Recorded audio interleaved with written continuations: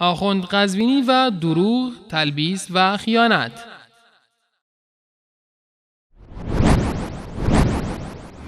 یک نمونه ای نشان بدید که ما آنچه را که از کتاب‌های شما می‌خوانیم افترا هست یا دروغ هست.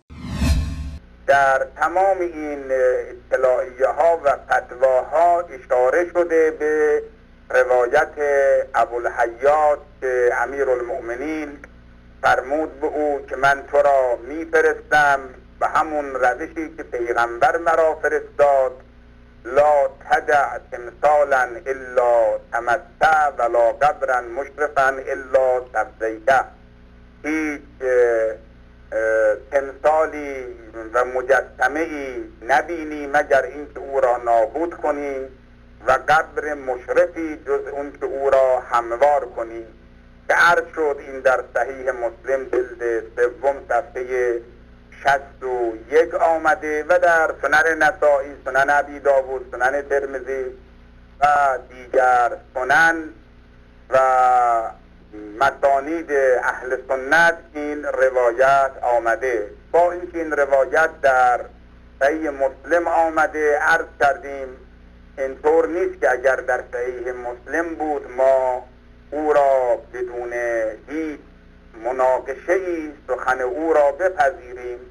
حتی یکی از آقایان اهل سنت در جلسه گذشته ظاهرا حضرت عالی بود آمد و گفت ما حتی صحیح بخاری و صحیح مسلم هم سندش اگر صحیح نباشد نمیپذیریم.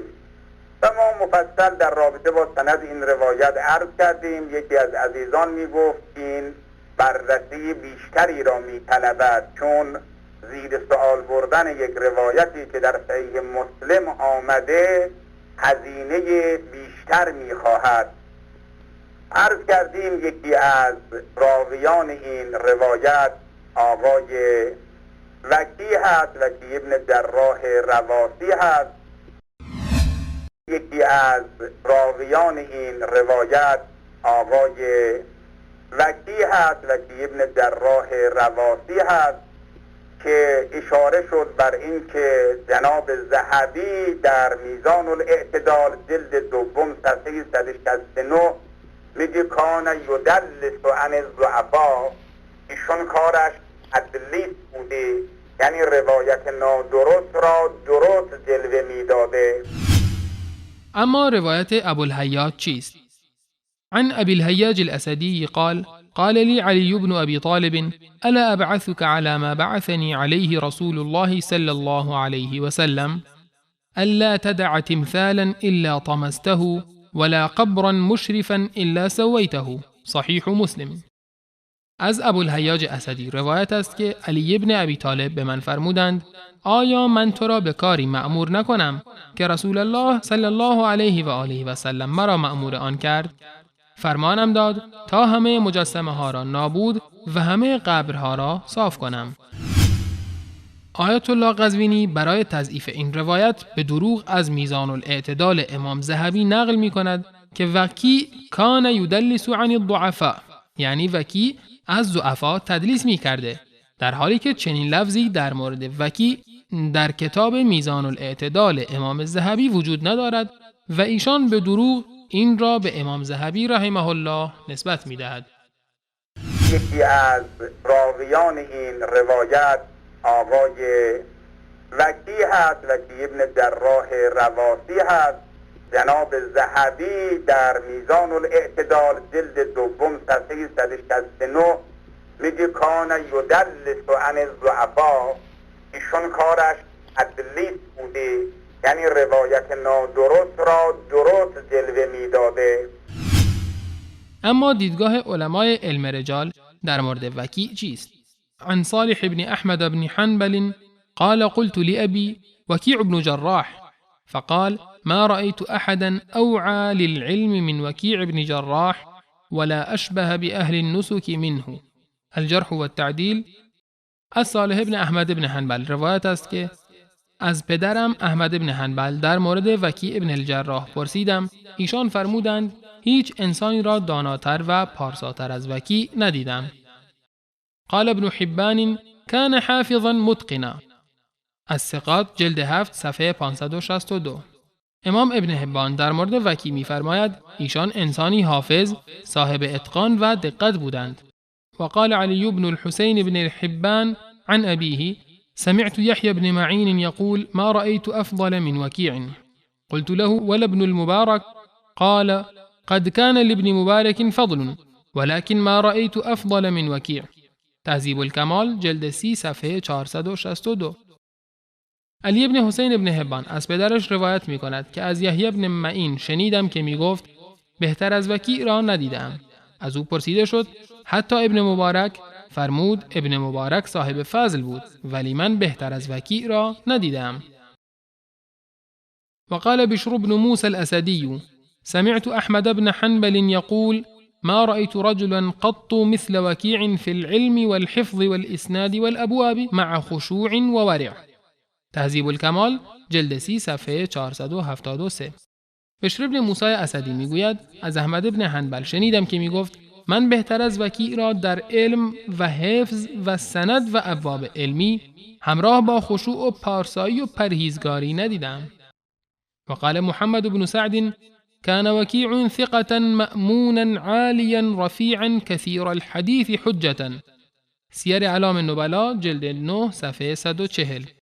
امام ذهبی در سیر اعلام النبلاء از محمد بن سعد نقل می کند وکیع انسانی ثقه و مورد اعتماد و بزرگوار و دارای احادیث زیادی بود و ایشان حجت است. این آقایان دروغ میگن، افترا میبندن، تهمت میزنن، بر مبنای تهمت هم میان چه کار میکنن؟ شروع میکنن حتاکی کردن. سوال کردن هل یکذب المؤمن؟ مؤمن دروغ میگه؟ حضرت فرمود انما یفتر الکذب من لا یؤمن. اونی افترا میبنده و دروغ میگه که اصلا به خدا و قیامت ایمان نداره. بابا تو راست میگی، بر پدر و جد اجداد دروغگو لعنت.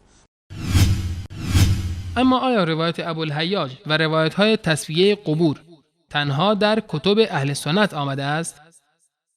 أورد الشهيد الأول في كتابه الفقهي الذكرى رواية عن أبي الهياج الأسدي أن أمير المؤمنين عليه السلام قال له: أبعثك على ما بعثني به النبي صلى الله عليه وسلم ألا تدع قبرا مشرفا إلا سويته ولا تمثالا إلا طمسته. شهید اول در کتاب فقهیش از ذکر روایت ابوالحیاج اسدی را ذکر می کند که علی ابن ابی طالب به ایشان فرمودند من تو را به کاری مأمور می کنم که رسول الله صلی الله علیه و آله و سلم مرا مأمور آن کرد. فرمانم داد تا همه مجسمه ها را نابود و همه قبرها را صاف کنم. وجاء في تهذيب الأحكام للشيخ طوسي مجلد 1 صفحة 461 رقم الحديث 148. وذكره الحر العاملي في وسائل الشيعة باب 44 من أبواب الدفن. عن علي بن جعفر قال: سألت أبا الحسن موسى عليه السلام عن البناء على القبر والجلوس عليه هل يصلح؟ قال: لا يصلح البناء عليه ولا الجلوس ولا تجصيصه ولا تطيينه.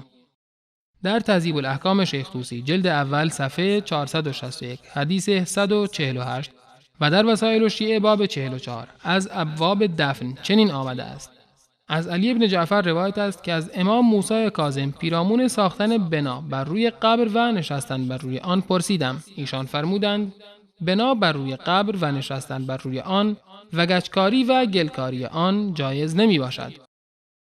و اورد الحر العاملی في وسائل الشیعه باب 44 من أبواب الدفن عن حضرة الصادق عليه السلام أنه قال: نهى رسول الله صلى الله عليه وآله وسلم أن يصلى على قبر أو يقعد عليه أو يبنى عليه.